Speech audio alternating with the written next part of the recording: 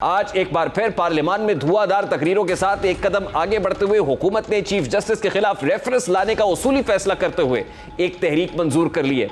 जराये के मुताबिक chief justice Umar Bandial के खिलाफ रेफरेंस को हतमी शक्ल देने के लिए खुसूसी पार्लियामानी कमेटी तश्कील दी जाएगी, जिसमें मुख्तलिफ जमातों के अरकान शामिल होंगे, जबकि कमेटी की तश्कील का इख्तियार स्पीकर कौमी असम्बली को दिया जाएगा। आज कौमी असम्बली से खिताब करते हुए एक बार फिर वजीर दिफा ख्वाजा आसिफ खूब गरजे बरसे और कहा कि अब वक्त आ गया है आईनी इख्तियारात का इस्तेमाल किया जाए। जनाबे स्पीकर, वक्त आ गया है कि हम अपनी आईनी, ये पार्लियामेंट जो है, अपनी आईनी जो इख्तियारात है उनका इस्तेमाल करें। मैंने जो बताया है, हमारे जो जज साहिबान हैं 3-2 वाले, उनका मिसकॉन्डक्ट के जुमरे में आता है। पार्लियामेंट को सुप्रीम जुडिशल काउंसिल को रेफरेंस भेजना चाहिए मिसकॉन्डक्ट का, और आइन के तहत जो भी कार्रवाई दर्ज की गई हुई है आइन की किताब में, उस पर अमल दरामद होना चाहिए। Time has come that parliament asserts itself. Chairman People's Party और वजीर खारजा बिलावल भुट्टो जरदारी ने मुश्तरका पार्लियामान के इजलास से खिताब करते हुए अदलिया पर और इमरान खान पर सब पर तनकीद की और कहा कि आज इमरान खान चेयरमैन नैब पर तनकीद कर रहे हैं। ये तनकीद उस वक्त क्यों नहीं हुई जब उन्होंने अपने दौर में ऑपोजिशन को जेलों में डाला। अदलिया के बारे में बात करते हुए उनका कहना था कि आज जो इंसाफ मुहैया किया जा रहा है, ये इंसाफ राना सनाउल्लाह के वक्त याद क्यों नहीं आया। एनआरओ मान रहे हैं, हम अपना केसेस को खत्म करना चाहते हैं। समझ नहीं आ रहा था उसको उस वक्त कि हम अपने लिए नहीं, हम उसके लिए ये रिफॉर्म्स की तजवीज कर रहे हैं। तो हुआ क्या जनाब स्पीकर, उसी नैब जब ये केस मिला, हुकूमत ने नहीं, वो बार बार ये कहते थे ना राना साहब, जब हम ऑपोजिशन में थे, हमारा तो कोई ताल्लुक ही नहीं है। तो नैब का बना हुआ केस है, नैब तो एक इंडिपेंडेंट इदारा है, और नैब ने 190 मिलियन पाउंड का चोरी पकड़ा है, और अगर उसका तशफीश करना है तो इमरान को पकड़ना जरूरी था। और जो अफसोस की बात है जनाब स्पीकर, कि हम तो चाहते हैं कि जजेस इंसाफ के साथ थी, एंड जो अक्यूज्ड है वो तो favourite child of the law होता है। और उसूली तौर पे जिस तरीके से खान साहब को स्पेशल रिलीफ दिया गया है कोर्ट को, ये तो राना सनाउल्लाह साहब पे, जब खान साहब ने पता नहीं कितना केजीज हेरोइन का डाल के गिरफ्तार करवाया, डेथ सेल में बिठाया, तो यही जस्टिस बंदियाल साहब को रात के अंधेरों को कोर्ट को तलब करना चाहिए था और कहना चाहिए था कि राना साहब को आप पेश करें। ये मौका राना सनाउल्लाह साहब को नहीं मिला। जजेस के खिलाफ मिसकंडक्ट की कार्रवाई का मुतालबा पाकिस्तान पीपल्स पार्टी और पाकिस्तान मुस्लिम लीग नून दोनों जानिब से हो रहा है।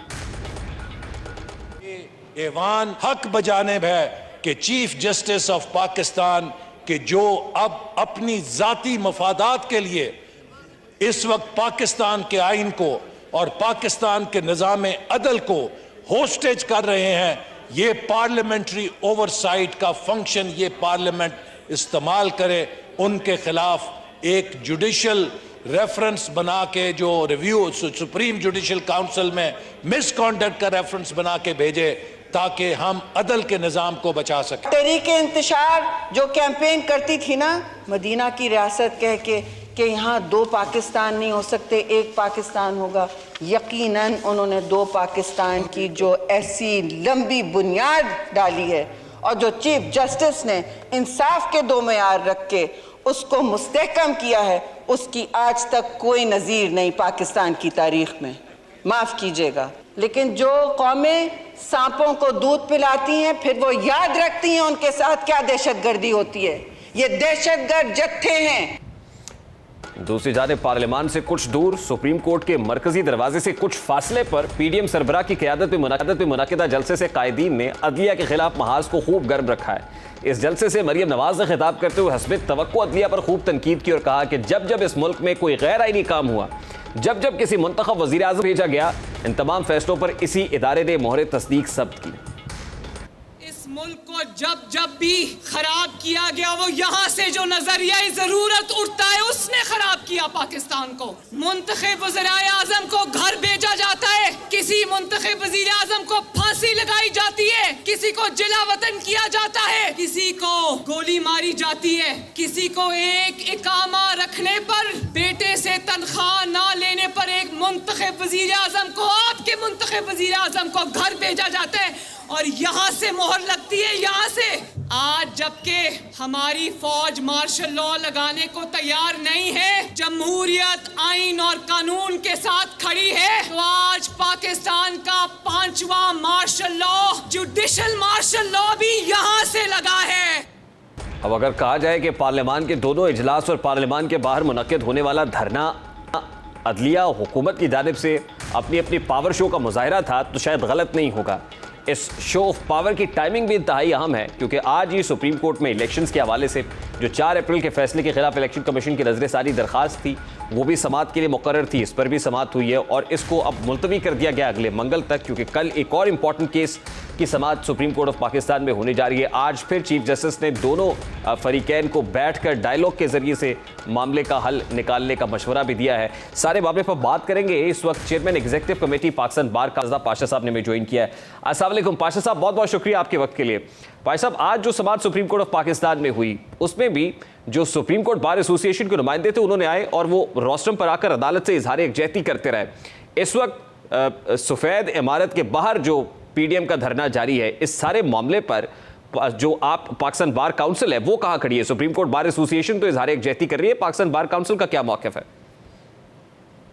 देखें, हम बिल्कुल नहीं चाहते थे कि इस किस्म की सूरत हाल आए और इस तरह सुप्रीम कोर्ट के दरवाजे के बाहर सामने सड़क पे सुप्रीम कोर्ट के ख़िलाफ़ इकट्ठ हो।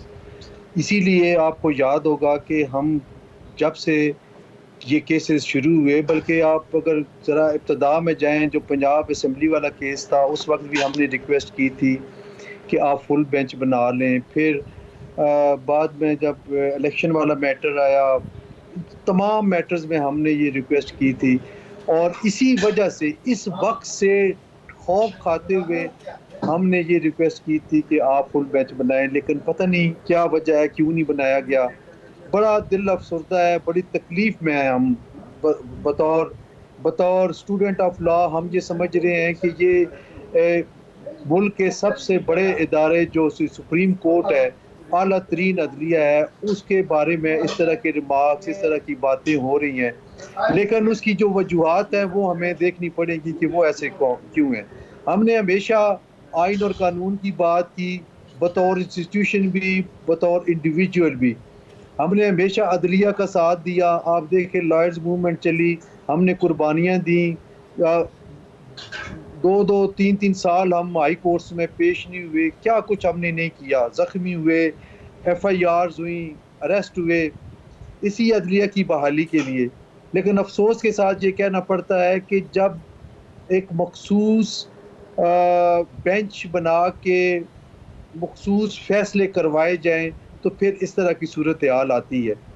तो हम पार्लिमान के भी साथ है। पार्लिमान भी जो है वो एक ऐसा इदारा है जो कानून और आइन बनाता है, आइन के अमेंडमेंट करता है।